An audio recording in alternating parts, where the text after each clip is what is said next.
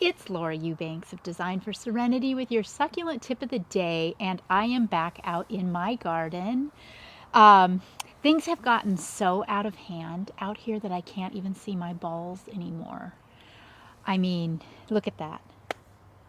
Just completely buried amongst all of this crap.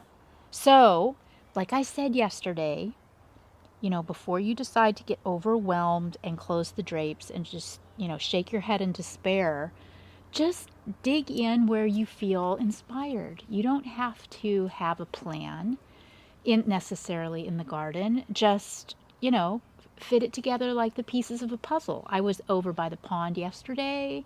Today I'm over here excavating my balls. Just do whatever feels right. This has been bugging me for, well, ever since I got back from the ranch. So, I'm just going to start in. I've got some Echeveria harmsii right here. This is a ruby slipper. It's the most beautiful plant.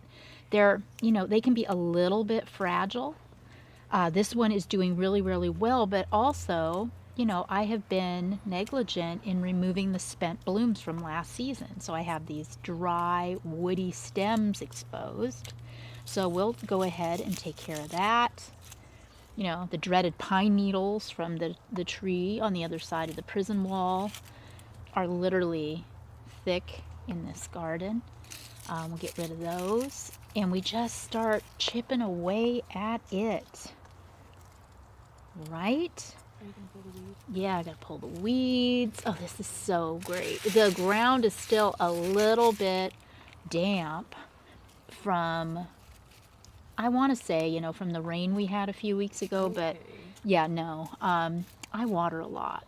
Just be honest about it. I love to water with the hose, so I'm out here. Well, I have to clean up after Bentley too every day, so typically something in this garden, if not everything, gets hit with a little drink pretty much on the daily. So it does keep the ground, nice and soft for me. What this little flower is that I'm picking around is sweet alyssum. And this is a volunteer in my garden. It comes up every single year around this time. I have Easter bonnet, which is a variegated pink and purple, and I also have the white. I didn't plant it. A bird pooped it here at some point, and it just self-seeds. Once the weather starts to warm up, it will die back, and I'll pull it out, but it'll always be back the following year, and I just love it. So this Aeonium sunburst is magnificent, but it is covering up my ball. So also this Portulacaria, remember I bought the elephant's food, the upright, that I'm always going on about how much I don't like, because I wanted to experiment with it to see if we could get some height on the prison wall back here. So I'm going to just trim this like you would trim hair, because I'm not sure where this even starts. So I'm just going to trim it back. Now these pieces that I trimmed, I could just stick them in the ground somewhere and start new plants if I wanted to. And I just might, so I'll set those aside. And now I am going to pull out this little, or big, sunburst Aeonium. Pretty much everything over here against the wall was placed as a cutting. So there's not really much need for heavy equipment in terms of excavating plants. You can see how this rerooted. See the roots? I just stuck it in as a cutting, and it threw off some roots for me. You'll notice too that your Aeoniums, if you live on this side of the equator, are really, really happy right now. Winter is their season. So feel free to manipulate your Aeoniums at this time of the year. So already, just pulling that out, I've exposed my ball very, very nicely. But look what I have found. I found a year's worth of bougainvillea leaves, pine needles, you name it, it's back here. So let's get in here and clean that up. And yes, I do recommend that you wear gloves, but mine are out in Greg's truck, and I didn't want to take the time to go get the keys unlock it, dig around for them. So I just have been out here with my bare hands, which I will regret because my hands are going to be really rough and my nails are going to be all broken, but I'll survive. So cut some more of the Harm CI back. That's dead. I prefer to do maintenance without gloves. Hannah likes to do maintenance without gloves. I like the feel of the soil and the plants and the materials on my hands. You know, I like to get into it. But when I work with the rougher rock, you know, this stuff will tear you up, this burgundy lava. All right, so some of this detritus that is back here against the wall, I'm not going to excavate because this is good. This is going to decompose and it's really, really good for the soil. So if I can't see it, I'm going to let it ride. It provides, you know, a little bit of protection from evaporation, and it also adds micronutrients back into the dirt over time. So we'll just let that ride, and then what I need to do is make a decision because I really thought that this was going to take a lot longer. I thought I was going to have to, you know, break out the big guns and tear out a bunch of stuff, but really just moving that Aeonium Sunburst did the trick. So now my decision is, where do I want to put it back in? And where I'm feeling that I want to put it is somewhere in this vicinity right here. See all this green? We've got Crassula here, Aeoniums here, more Crassula down here. I feel like we could really use a pop of this color. Now, you'll note that I'm going to leave these roots intact. I'm not going to cut this plant. Again, why, you ask? Because I want the height, yes, and I also don't want to have to dig a hole. Why? Because I'm lazy. I'm just going to literally set this Aeonium Sunburst on top of the ground. And guess what?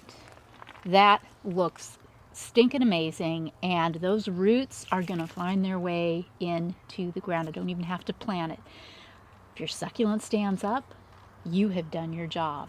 So I am just going to continue. I'm so inspired now. I mean, I'm just really motivated now that I've cleaned up a little area, exposed my ball. I just want to keep going. I'll probably have my headlamp on out here tonight and work until I can't stand.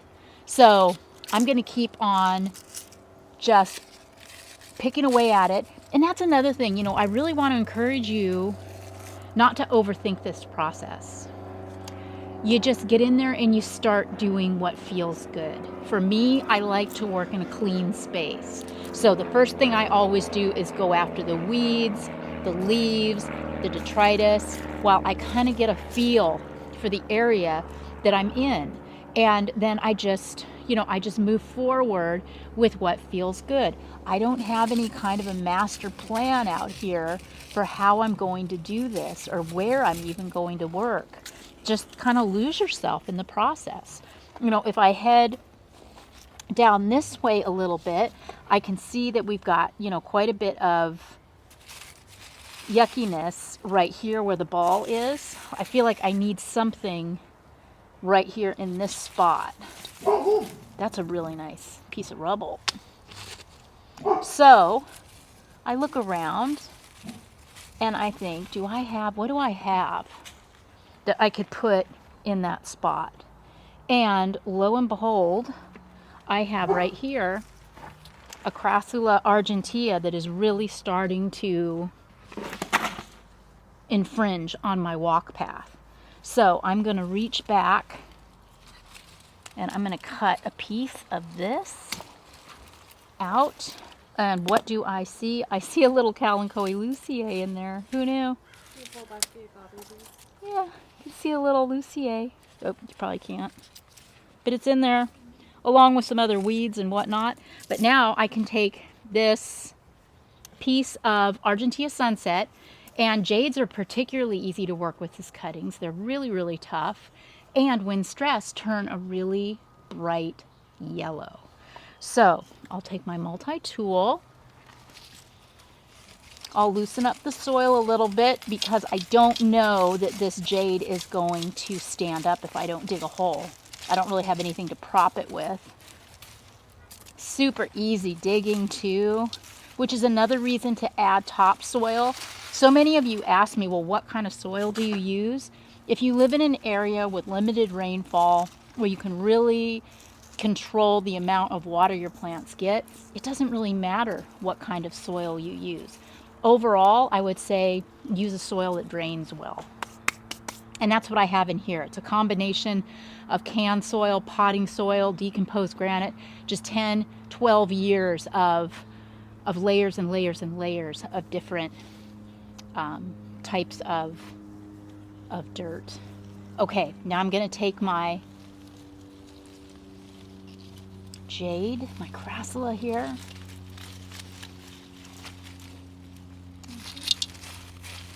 Push the soil back around it. Yeah, my rubble. Yeah, take my rubble.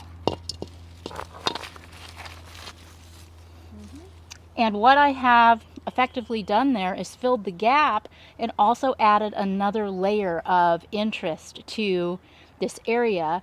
And remember, since this one was cut, we'll check in on this on a Walkabout Wednesday in a couple of weeks and see if I'm not right, that this is going to turn color. So we'll have yellow here against this green. It's going to be so, so pretty.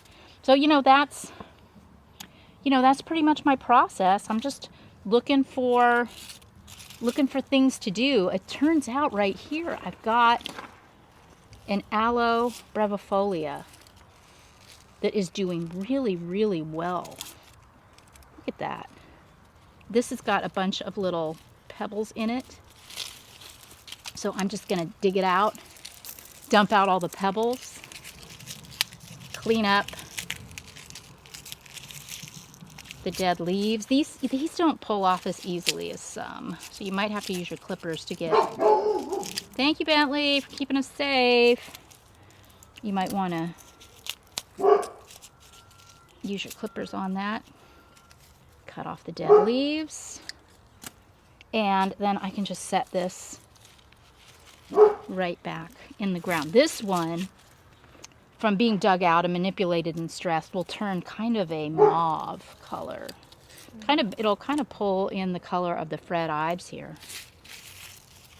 And you do as much or as little as you want, but I can tell you from experience that even getting out and spending 20 or 30 minutes in the garden can be life-changing. It really sets the tone. It'll cheer you up. It'll make you feel accomplished, and it'll make you feel like you can control something in your life.